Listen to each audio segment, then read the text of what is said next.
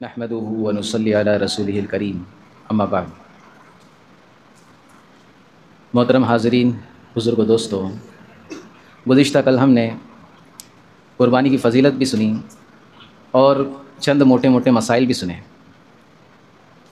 اس سے پہلے کہ آج ہم مسائل شروع کریں، ایک اور بات کی طرف اشارہ کرنا ضروری ہے کہ جو قربانی والا عمل ہے، اس کے اندر ہم اس بات کی ہمیشہ فکر کرتے ہیں اور کرنا بھی چاہیے کہ جانور میں کوئی عیب نہ ہو، کیونکہ عیب بعض ایسے ہوتے ہیں کہ جس کی وجہ سے ہماری قربانی ہی قبول نہیں ہوگی۔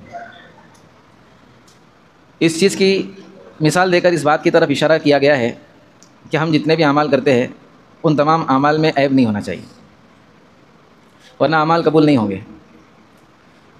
جیسے نماز ہم پڑھ رہے ہیں اور اس نماز میں ہم نے ریاکاری کر لی، دکھاوا کر لیا، نماز بہت اچھی پڑھی لیکن دکھاوا کرنا ایک عیب ہے، تو یہ اب نماز ہماری قبول نہیں ہوگی۔ بلکہ اللہ کے نبی صلی اللہ علیہ وسلم نے ارشاد فرمایا کہ جس نے دکھاوے کے لیے نماز پڑھا اس نے شرک کیا۔ سمجھ میں آ رہی بات؟ کتنا بڑا گناہ ہے، نماز پڑھ کے بھی گنہگار بن رہا ہے کیونکہ نماز میں عیب ہے اس کے۔ تو اس جانور میں عیب نہ ہونا یہ اس لیے ہم کو بتایا گیا ہے کہ تمہاری قربانی قبول نہیں ہوگی اگر عیب ہوگا تو۔ اسی طرح تمام اعمال ہیں کہ جس عمل میں تمہارے عیب ہوگا وہ عمل تمہارا قبول نہیں ہوگا۔ تو ہم قربانی کو بہانہ بناتے ہوئے اس بات کی فکر کریں کہ زندگی بھر ہم جو بھی کام کرتے ہیں اس میں ایسی خرابی نہ ہو جو اللہ کو ناپسندیدہ ہے، جس کو عیب شمار کیا جاتا ہے۔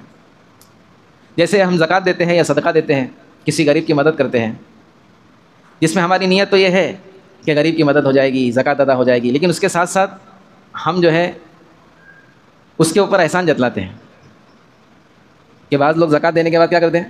احسان جتلاتے ہیں، یا دل میں کم سے کم یہ سمجھتے ہیں کہ میں نے اس میں مہربانی کیا۔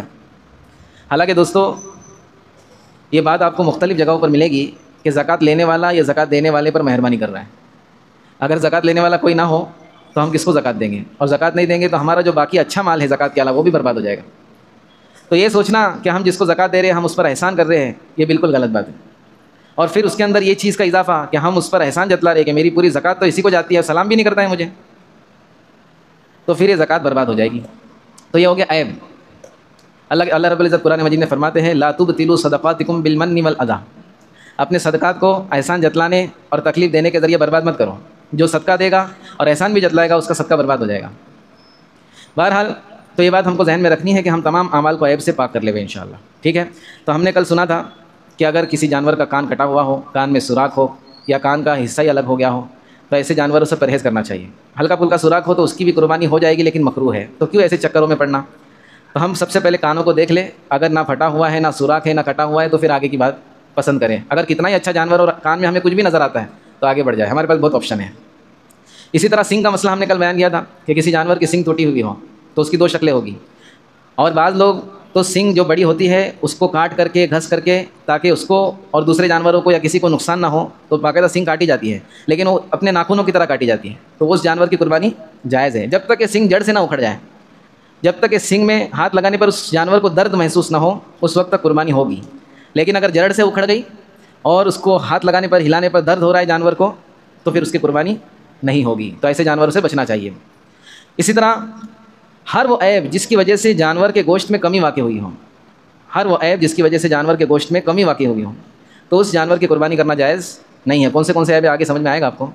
اسی طرح اندھا جانور، آنکھوں سے اندھا ہے جانور، اس کو نظر نہیں آتا، یا پھر دونوں آنکھوں میں سے ایک آنکھ اچھی ہے ایک خراب ہے، تو یہ دونوں قسم کے جانور جائز نہیں ہیں، قربانی نہیں ہوگی۔ آنکھوں کا صحیح ہونا بھی ضروری ہے، کانا جانور بھی نہیں ہونا چاہیے، آنکھیں بالکل صحیح ہونی چاہیے، یہ خوبی ہے جانور کی۔ تو ایسے جانور کی قربانی نہیں ہوگی جو کانا ہو یا پھر ایک آنکھ بھی اس کی خراب ہو یا دونوں آنکھیں خراب ہو، ایسے جانور کی قربانی نہیں ہوگی۔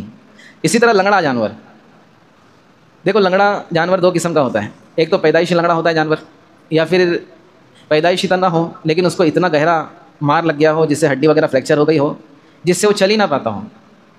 اور ایک جانور ایسا ہوتا ہے جیسے ابھی آپ نے دیکھا ہوگا راجستھان وغیرہ سے جو جانور آتے ہیں، گاڑی آتی ہے تو ایک دن تک وہ جانوروں کو جو ہے کھڑے کھڑے رہنے کی وجہ سے چلنے نہیں جمتا، تو یہ لنگڑے نہیں ہیں، بس کھڑے ہونے کی وجہ سے ان کے پاؤں میں ورم وغیرہ آ گیا ہے، دوسرے دن تیسرے دن فریش ہو جائے گا کھا پی کے، تو ان جانور کی قربانی تو جائز ہے۔ لیکن ایک لنگڑا جانور ہے جس کا پیر ٹوٹا ہوا ہو یا پھر پیدائشی لنگڑا ہو یا اس کے پیر میں واقعی کوئی عیب ہو، ایسی جانور کی قربانی جائز نہیں ہے۔ لیکن پیر بھر جاتے نا کھڑے کھڑے، ہم بھی دیکھو ایک دو گھنٹے کہیں پہ کھڑے ہو گئے تو ہم چل نہیں پاتے، تو ایسے جانور کی قربانی جائز ہے، وہ عید تک انشاءاللہ اچھا ہو جائے گا۔ بہرحال تو ایسا لنگڑا جانور۔ اسی طرح دبلا پتلا جانور کہ اس کے بدن میں گوشت اور چربی کا نام و نشانی نہیں ہے، بالکل پتلا دبلا جانور، پھسلیاں نظر آ رہی ہیں، ہڈیاں نظر آ رہی ہیں، تو ایسے جانور کی قربانی جائز نہیں ہے۔ بیمار ایسا جانور کہ اس کا گوشت ہی گھٹ گیا ہو، بعض جانور ایسے ہوتے کھانے پینے کے نہ ملنے کی وجہ سے دبلے ہوتے ہیں، تو ان کی تو قربانی جائز نہیں، ایک دم دبلے پتلے۔ اور بعض جانور ایسے تھے کھاتے پیتے خوب ہے لیکن بیمار ہے، ان کے بدن پہ گوشت ہی نہیں چڑھ رہا، تو ان کی بھی قربانی جائز نہیں ہے۔ اسی طرح خارش والا جانور، جنگلات میں جب جانور چرتے ہیں تو بعض کیڑے ایسے ہوتے ہیں ان کے بدن پر آتے ہیں جس کی وجہ سے جانور میں خارش کی بیماری پیدا، کھجلی ہو جاتی ہے، ان کے بال وغیرہ اس سے جھڑتے ہیں، اگرچہ تندرست ہو لیکن اگر کھجلی والا جانور ہے تو اس کی قربانی جائز نہیں ہے، کھجلی والے جانور کی بھی قربانی جائز نہیں ہے۔ اسی طرح ایسا جانور جس کی دم وغیرہ ٹوٹ کر یا کٹ کر الگ ہو گئی ہو، اس کی بھی قربانی جائز نہیں۔ بڑے جانوروں کو اکثر ایسا ہوتا ہے، چھوٹے بکروں میں تو دم کا زیادہ کوئی مسئلہ نہیں ہوتا، بڑے جانوروں میں دم وغیرہ کٹ کر گر جاتی ہے، اگر دم کٹ کے لٹک گئی ہے تو اس کی گنجائش ہے، لیکن ایسے جانور سے بھی پرہیز کرنا چاہیے۔ اسی طرح بعض جانور ایسے ہوتے ہیں جن کے مار وغیرہ لگنے کی وجہ سے ان کے جسم میں زخم آ جاتا ہے، تو اس کا اصول یہ ہے کہ زخم اگر بہت زیادہ بڑا ہو، جیسے مثال کے طور پر بڑا جانور ہے اس میں سے 1 آدھ کلو گوشت ہی کٹ کر گر گیا ہو، تو ایسے جانور کی قربانی جائز نہیں۔ لیکن کبھی کبھار ایسا ہوتا ہے کہ ہلکا پھلکا خراش آ جاتا ہے یا گاڑی میں سے اتارنے میں چڑھانے میں ہلکا پھلکا زخم لگ جاتا ہے، اکثر جانوروں کے یہاں پر زخم لگتا ہے، پنڈلی پر پیچھے اترتے وقت ان کو گاڑی لگ جاتی ہے، تو ایسے جانور کی قربانی جائز ہے، ہلکا پھلکا زخم ہو تو اس کی قربانی جائز ہے۔ آخری میں پاگل جانور، بعض جانور بالکل کیا ہوتے ہیں، پاگل ہوتے ہیں، تو ایسے جانور کی قربانی بھی جائز نہیں ہے۔ بعض لوگ بولتے ہیں نا یہ بہت ہمارا بکرا گرم بکرا ہے، تو گرم جو بکرے رہتے ہیں مطلب جو شرارت بہت زیادہ کرتے ہیں ان کی تو جائز ہے قربانی، لیکن اس میں بعض اپنے دماغ سے باہر ہو جاتے ہو، اکھا دن اور اکھی رات چلاتے رہتے ہیں، جس کو دیکھتے ہیں اس کو مارتے ہیں، ہمیشہ پیشاب پیتے رہتے ہیں، تو ایسے جانور سے پرہیز کرنا چاہیے، وہ پاگل ہوتے ہیں، ان کے جیسے انسان پاگل ہوتے ہیں ویسے جانور بھی پاگل ہوتے ہیں، تو پاگل جانور کی قربانی جائز نہیں ہے۔ تو افضلیت کے بارے میں تو ہم نے کل سن لیا تھا کہ ایک موٹا تازہ فربا جانور، خوبصورت جانور 2 یا 2 سے زیادہ جانوروں سے بہتر ہیں۔ اسی طرح یہاں پر ایک مسئلہ یہ بھی سمجھنا ہے کہ گوشت کی تقسیم کس طرح کی جائے۔ اب بات جو ہے جتنا بھی اچھا جانور ہو آ جاتی ہے گوشت پہ، اور اللہ کے نبی صلی اللہ علیہ وسلم نے شروع زمانے میں مدینہ میں جو ہے قربانی والا عمل مشروع ہوا، تو اس زمانے کے اندر شروع میں بہت غربت تھی، تو بہت کم لوگ قربانی کر پاتے تھے۔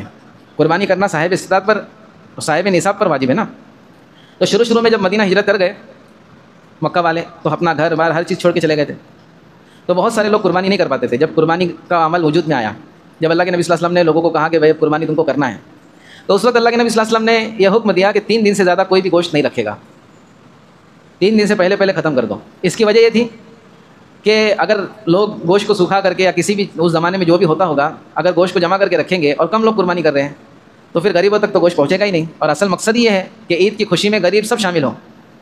اس کے لیے اللہ کے نبی صلی اللہ علیہ وسلم نے پہلے حکم دیا کہ 3 دن سے زیادہ کوئی بھی اسٹور نہیں کرے گا۔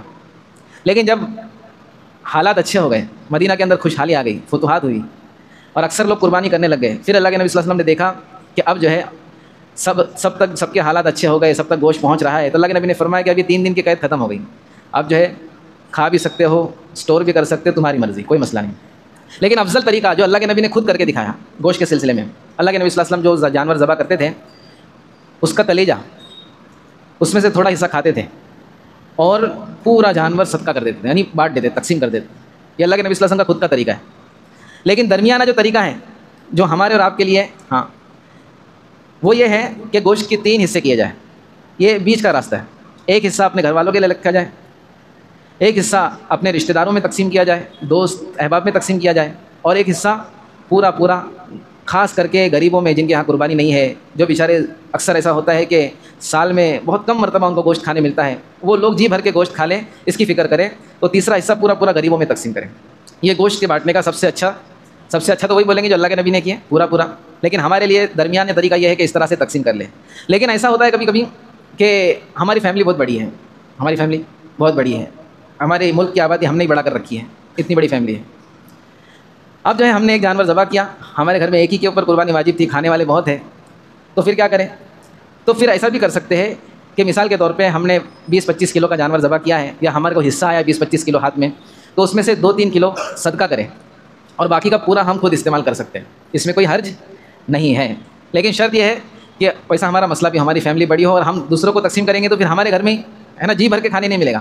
دیکھو دوستو، گوشت تو ہم کھا لیتے ہیں سال بھر اور غربا بھی کھا لیتے کسی نہ کسی درجے میں، لیکن بقرعید کے موقع پر جی بھر کے کھانے کے لیے کیونکہ عید ہے، یہ عید کے موقع پر اللہ کے نبی صلی اللہ علیہ وسلم نے عید الفطر میں بھی اور عید الاضحیٰ میں بھی کچھ ایسی چیزوں کی اجازت دی ہے کہ جو عام طور پر ہم کو سمجھ میں نہیں آتی۔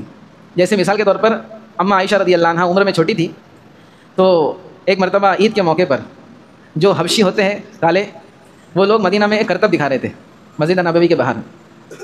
हालांकि ये खेल तमाशे जो इस्लाम का जो मिजाज नहीं है, तो करतब दिखा रहे थे। तो अल्लाह के नबी सल्लल्लाहु अलैहि वसल्लम ने देखा और अम्मी आयशा रदी अल्लाह अन्हा से पूछा, तुम्हें देखना है? बोले हाँ देखना है। तो अल्लाह के नबी सल्लल्लाहु अलैहि वसल्लम अपने दरवाजे पर इस तरह खड़े हुए और ऐसा अपना हाथ रखा और फरमाया कि नीचे से देखो। तो इस तरह से अम्मा आयशा को खेल भी दिखाया अल्लाह के नबी सल्लल्लाहु अलैहि वसल्लम ने। बाद मौके पर ऐसा भी मामला हुआ कि अल्लाह के नबी सल्लल्लाहु अलैहि वसल्लम सफ़र में अम्मा आयशा के साथ थे, जब देखा कि हम अकेले हैं दोनों, तो अम्मा आयशा से पूछा कि मुझसे जो है दौड़ का मुकाबला करोगी? हालांकि नबी की ज़ात है। तो ये दिखाने के लिए दोस्तों कि इस्लाम जो है तुमको ये नहीं सिखाता और नबी ने तुमको ये नहीं सिखाया कि हमेशा जो एक ही मोड में रहो। जैसे हमारा फ़ोन होता है ना, कभी साइलेंट में होता है, कभी जनरल पर होता है, कभी मीटिंग में होता है, तो हमारे मोड चेंज होते रहना चाहिए। जैसा मौका हो, खुशी का मौका हो खुशी मनाए, खुशी में भी मुँह लटका के बैठे तो क्या मतलब है, और मैयत पे गए और वहाँ पे जोर जोर से बातें कर रहे, हंस रहे, खिलखिला रहे। तो जो मौका है वो मौके के हिसाब से हम अपना जो ये करें। इसी तरह इंशाल्लाह अभी हमने गोश्त की तकसीम के बारे में भी सुन लिया, जानवर के बारे में भी सुन लिया। एक और छोटा सा मसला सुने, समझें, बहुत ज़रूरी है इसलिए बता रहा हूँ। अक्सर हम में से लोग जो मरहूमीन की तरफ से कुर्बानी करते हैं, जो लोग दुनिया से चले गए, हमारे बाप दादा परदादा दादी चाची जो भी है, तो यहाँ पर एक चीज़ ये समझना है सबसे पहले कि बाद लोग कुर्बानी का जानवर लाते हैं और वो ये नियत करके लाते हैं कि हम जो है अपने अब्बा जो इंतकाल कर गए या दादा इंतकाल करके उनकी तरफ से इस साल कुर्बानी करेंगे। हालांकि कुर्बानी वाजिब इस पर है जो ज़िंदा है। तो जो ज़िंदा है दोस्तों, उसकी कुर्बानी करते हुए अगर किसी को ऐसा करना है तो फिर उसकी इजाज़त है। अहनाफ के नज़दीक अगर कोई अपने मरहूम मरे हुए शख्स की तरफ से कुर्बानी कर रहा है तो उसका गोश्त इस्तेमाल कर सकता है। लेकिन शाफ़ई के नज़दीक पहली बात तो अगर मरे हुए शख्स ने वसीयत नहीं की है कि भाई मेरे बाद मेरी कुर्बानी करना, तो उसकी कुर्बानी नहीं कर सकते। लेकिन अगर किसी ने वसीयत की थी कि बेटा मेरे मरने के बाद मेरी तरफ से कुर्बानी करना, और उसने कुर्बानी किया, वसीयत किया तो कुर्बानी करना है, लेकिन उसमें से शाफ़ई के नज़दीक मसला यह है कि गोश्त की एक बोटी भी नहीं खा सकते और ना ऐसे लोगों को दे सकते हैं जो गैर मुस्तहिक हो। हमारे तुम्हारे लोग किसी जैसे लोगों को नहीं दे सकते, पूरा पूरा गरीबों को देना पड़ेगा।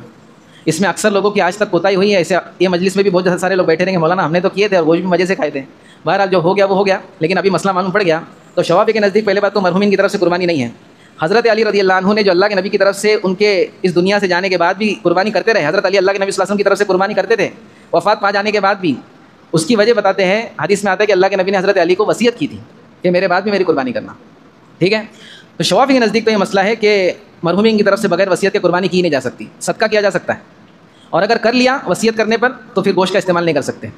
अहनाफ के नज़दीक अपने मरहूमीन की कुर्बानी उस वक्त करे जब अपनी तरफ से हम इस साल कर रहे हो, करते हुए दूसरा जानवर या दूसरा हिस्सा ले तो कर सकते हैं, वरना हम अपनी वाजिब नहीं कर रहे और किसी मरहूम की तरफ से कर रहे दोस्तों, तो ये गुनहगार बंदा हो जाएगा, क्योंकि वो नफल है। मरहूमीन की तरफ से करना ये नफल है, ऑप्शन है, इसके अंदर ऑप्शनल है, लेकिन अपनी तरफ से करना ये ऑप्शनल नहीं है, ये तो वाजिब है।